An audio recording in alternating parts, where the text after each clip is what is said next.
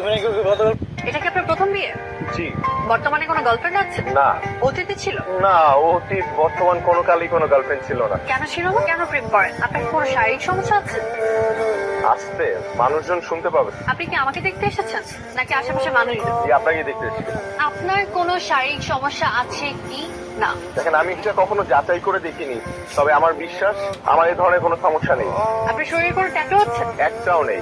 আপনি চাইলে আমি আপনাকে। না না না, আপনি আমাকে এতগুলো প্রশ্ন করছেন কেন? স্যার আপনি ক্যানাডা থাকেন, অথচ আপনার গার্লফ্রেন্ড নেই, কখনো প্রেমও করেন না, ড্রিঙ্ক করেন? আপনি কি হার্ড ড্রিঙ্ক বুঝিয়ে? না না না, আমি ও ধরনের কিছু খাই না। নাইট ক্লাবে যান? না আপনার কি এইচআইভি আছে? না আচ্ছা, আপনি কি আসলে ক্যানাডা থাকেন? না আপা, আমি আন্দর কিল্লা থাকি। আমার সাথে একদম ফাইজলামি করবেন, আমি আপনার বেআইন না। ঢাকা মেডিকেল কলেজের মেন্টাল হেলথ ডিপার্টমেন্টটা কোন দিকে? মেন্টাল হেলথ বিভাগ খুঁজছেন কেন? আপনি কি পাগল? বিশ্বাস করেন, এবার দেশে আসার আগে একদম ঠিকঠাক ছিলাম, কিন্তু দেশে আসার পর মনে হচ্ছে পাগল হয়ে গিয়েছে।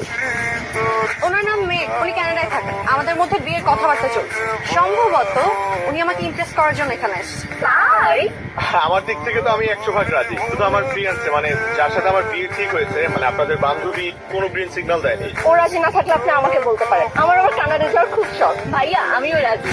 আপনি হ্যান্ডসাম। থাম, কাল ঘটক বাসায় ফোন করে বললো আপনি নাকি আমাকেই বিয়ে করবেন বলে ফাইনাল ডিসিশন নিয়েছেন। কারণটা কি জানতে পারি? আপনার ছবি যেদিন আমি প্রথম দেখেছি, সেদিন আপনার ছবি দেখে আমার কাছে মনে হয়েছে যে এই মানুষটা আমার খুব আপন। আর কাল যখন সরাসরি আপনার সাথে আমার দেখা হলো, তারপর মনে হয়েছে আপনার জন্যই তো এতদিন অপেক্ষা করছিলাম।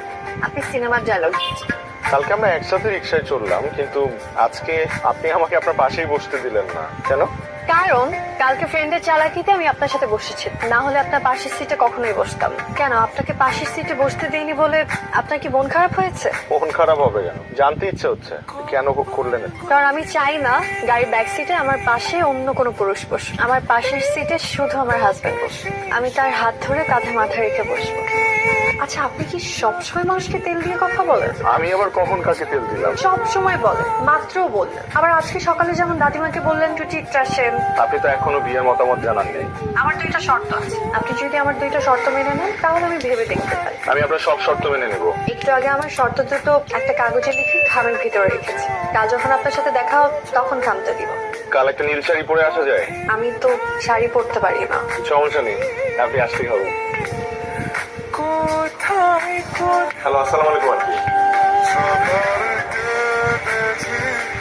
আমার মেয়েটা যে তোমাকে কত পছন্দ করে তুমি সেটা জানো। তোমার সাথে ও খারাপ ব্যবহার করেছিল না, সেটা দেখার জন্য তুমি কিভাবে রিয়াক্ট করো। তুমি ওকে বলেছিলে না নীল শাড়ি পরেছে?